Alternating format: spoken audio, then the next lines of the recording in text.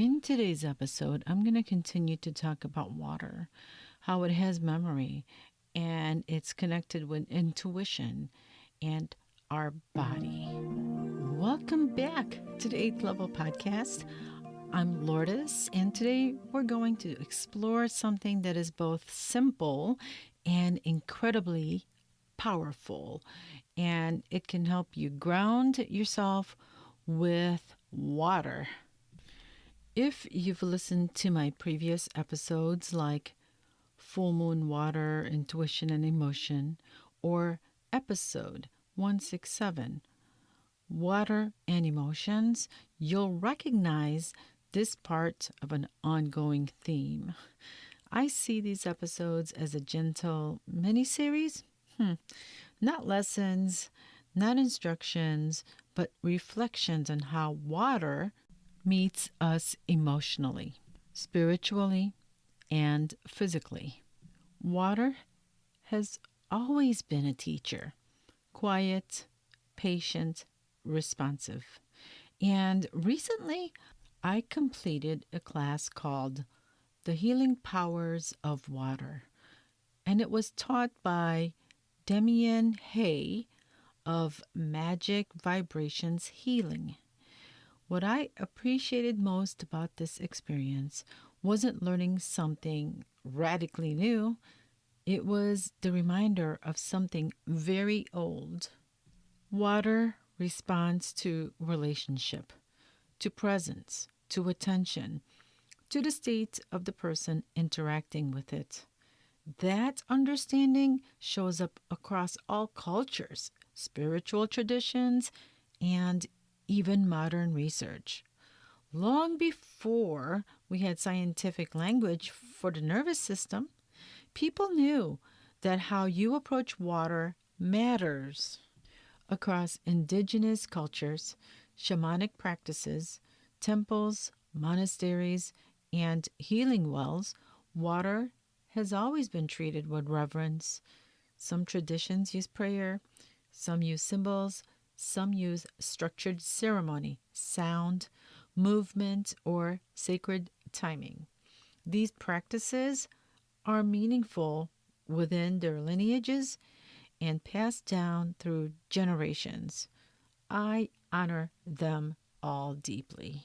And what I want to share today is simply one approach, especially suited for everyday life, that's accessible, respectful, and embodied.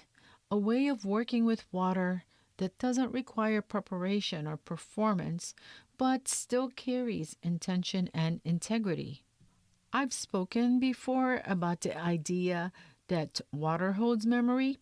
This isn't a new concept. It shows up in metaphysical studies, spiritual teachings, and in the work of Dr. Masaru Emoto, whose research invited many people to consider how intention, emotion, and consciousness might influence water.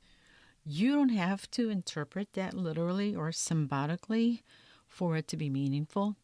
What matters is this. Water responds to environment, and the human body is mostly water.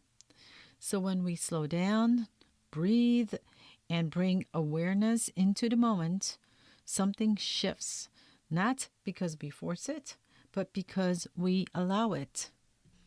One thing I consistently return to, both personally and in my work, is that the body must feel regulated before anything meaningful can integrate.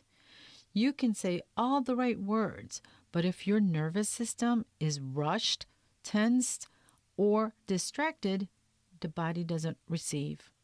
Presence is the foundation, and presence is ancient. And here's a simple grounded water ritual. This is a gentle practice you can return to daily. No pressure, no complexity. It aligns with ancient wisdom, nervous system awareness, and spiritual integrity. Here's what you'll need. Clean water, a glass or ceramic container, your hands, your breath, your attention. That's it. And the first step is to still the water. Place your hands around the container, not hovering, not rushing. Let your hands rest there for a moment. This isn't about doing, it's about arriving. Step 2, breathe slowly. Inhale through your nose, exhale through your mouth. Do this 5 times. This regulates your nervous system first, and that's essential. The body needs to feel safe enough to receive. Step 3, name your intention plainly.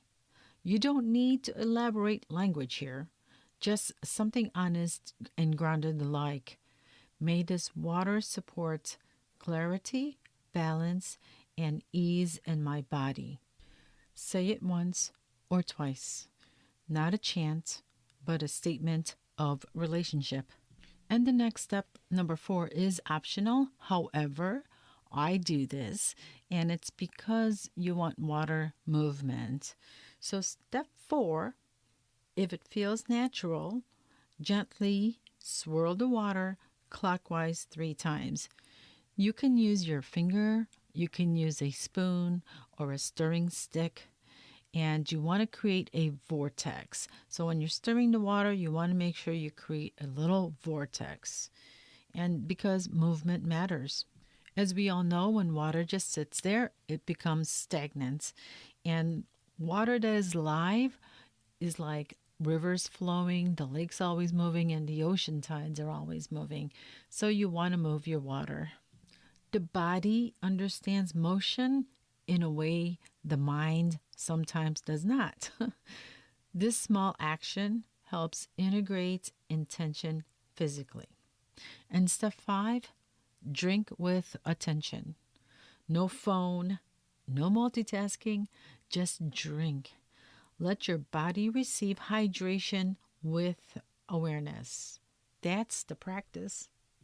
And this works because your nervous system shifts into a calmer state.